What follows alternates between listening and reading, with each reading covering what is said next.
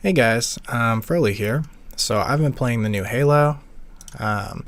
Despite a ton of crashes, I've managed to hit Onyx in both the open queue that's crossplay and the mouse and keyboard solo queue. And I feel like I have a pretty good feel for generally how you should be playing this game.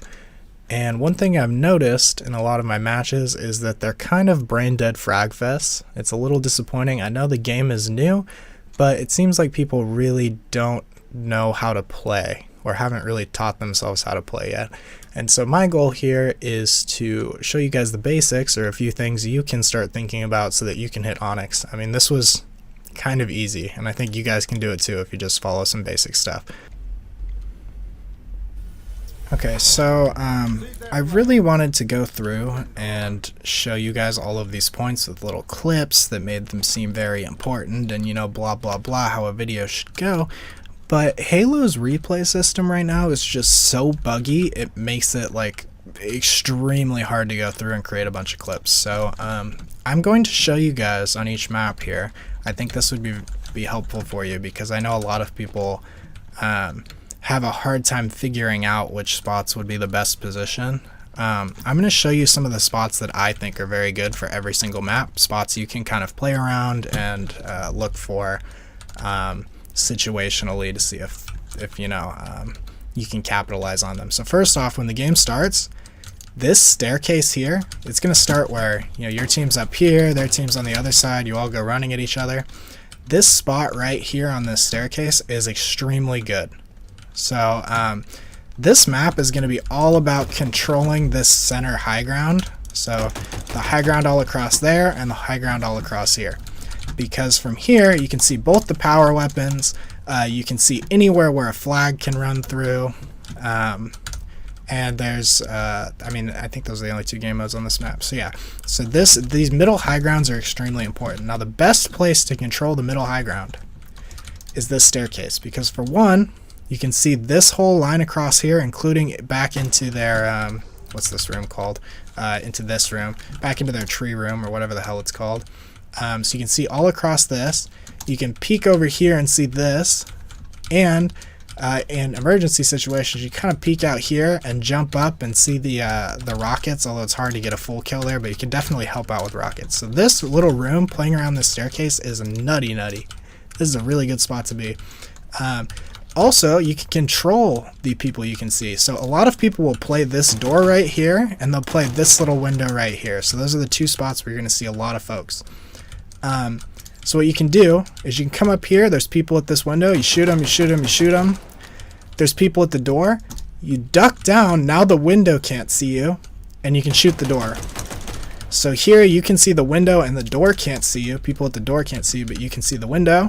Duck down. Now people at the window can't see you, and you can see the door. So this little motion right here is going to win you this map like 90% of the time. Now for CTF, and obviously because your team is going to be playing like a bunch of monkeys running around on Slayer, you have to learn how to reposition outside of this spot. This is not always going to be just like this crazy power position. So usually after you get a frag or two, or if you have like rockets spawning and your team has decent mid control, and you feel like you can do this safely, you're going to slide over here into this room. Now this room's good because you have a great view of rockets. You're near overshield, but most of the time you're going to come here for the rockets, or if you're looking to grab overshield. But basically, like, you play this staircase till your team gets control of mid, and then you kind of look to like creep out into this room. And the reason this room is good is not only for rocket control, but because after your team gets picks, it becomes really easy to just do this and take their high ground without putting yourself in a super dangerous spot. So like, if two are dead, you can do this pretty safely. You can run across, and now you're on their high ground in a somewhat safe spot.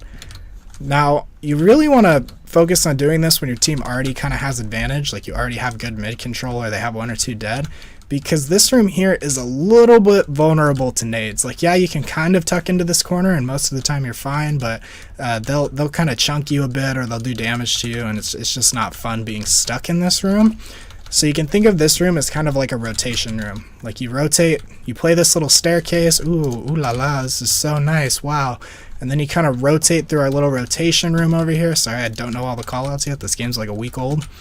Play your little rotation room, play this, and then once you feel like your team's ready to push out, then you come here and you cross, and now you have control of their high ground. Once you have control of their high ground, you're gonna try and get like your whole team sort of past this like line of scrimmage, and your whole team's gonna be like setting up near this side. That'll put them respawning at their flag. Then you all kind of push together out here, grab the flag, and run it back through whichever side looks safest. So super important. You're controlling this whole mid area, and that opens up the entire game for your team. And just like I talked about, this staircase is where you should be looking to play like 90% of these games. If you spawn on this side, you can kind of play up here, and you can still see a lot of this high ground, but you're kind of exposing yourself. If they have a lot of people along this line, you have to expose yourself a lot to be able to protect this door or even rockets. So I don't like this door a lot. A lot of people play this though. And the reason you're going to be playing that door a lot is because you will spawn right here frequently. So you'll spawn like somewhere around this area. And the way you should rotate out of this really shitty spot when you spawn here is you're gonna run up here, jump on this, jump up here. Now you're playing door. This is nice. Now you can come over here and play this, but think you have to run through this whole open area. And if you're in like kind of a high ranked game, this is a pretty sketchy run because a lot of people look toward this high ground. So probably end up playing like this door. You'll end up playing over here. You might end up getting like this whole middle ground area is scuffed. You really only want to be there if you're like caught in a rotation, or you like lose all your health and you have to like duck down really fast and you're like, oh, I'm stuck here, oh no. You don't want to be the guy who spawns on this flag and you do this. You're like, oh, run toward the enemy flag. Okay, here we go. Oh, we're shooting people up here. Oh, we're doing so good. We're helping rockets. No, you're in such a bad spot. You doggy doo-doo teammate. Bad. Bad. Very bad. Don't be down here. Be up there. Yes. Pog. Okay. I think that covers most of this map. Yeah. So that's this map. Let's move on to the next one. Okay, so that's some of the bigger positioning stuff that I thought I could cover in one video. I don't want this to be like an hour long, so I'm just doing like really important basic things for each map. Holding B on strongholds, and then a few powerful spots on the CTF maps. So hopefully you can internalize those and try to use them. Remember that positioning is extremely fluid. The spots that are good are only good in some situations, which means that if you are chilling in a spot like this staircase, say you're playing Slayer and your team is like all the way on the other side of the map, you probably need to move. You need to be with your team. Playing around teammates is more important than playing a strong position. What makes these positions strong is because most of the time this is where you're going to be able to support your teammates best. Okay? So again, take everything we're saying here as situational things you can take advantage of, not things you do every time. So most of the time, if you're playing up here, if you're playing this staircase, like we talked about earlier, there's the window, there's the door, there's the side thing, we rotate through this. Most of the time, that's going to be the position where you are helping your team the most, you're having the biggest impact. Not always. If you feel like you're being useless up here because of where your team's at or whatever, you need to adjust. You need to adjust to your team. Any map, any situation, you are adjusting. Now, if you're playing CTF, the amount you have to adjust is very little. If you're playing oddball, positioning is completely on the fly, so you're constantly going to have to be repositioning. But the concepts that make this a good position, I'm safe, I have high impact, I can see things that are happening, and you know, I'm making myself known, I'm not just sitting here AFK. These things still apply no matter where on the map you are. You're still thinking about these things. It's just like on something like oddball where the objective is constantly moving, that means that the best position is also constantly moving. So again, these are just general things. Now, the last thing I want to, or maybe not the last thing, but another big point I want to squeeze in here is when you run the flag, this is extremely important. Here's how you run flag fast. Sprint. Actually, you know what? This is a bad spot to show it, but when you run flag, you're going to sprint, jump, just like that. You're going to sprint and jump through the flag. And when you do that, you're going to pick up and drop the flag. Just like that. So you're going to sprint through flag, pick it up and drop it. Sprint through flag, pick it up and drop it. And what that does is you can start moving at the sprint speed around the map with the flag. And the amount of time it takes you to cap a flag becomes so short because the flag is moving with you, and you can just fly that thing across the map. Now if you just run with the flag like this, you are so slow, you are a little turtle. Compare that to what I was just doing. Look, I'm never going to make it. We're going to have to kill the enemy team 5 times by the time I get this thing back to my base. And the reason I wanted to talk about this is because you usually don't see people running like this. You'll see them doing this. Pick up, drop, pick up, drop, pick up, drop. And that's a little bit faster, but not as fast as the sprint, jump, pick up, drop. Remember, sprint, jump, pick up, drop. Okay, thanks Halo, I love that.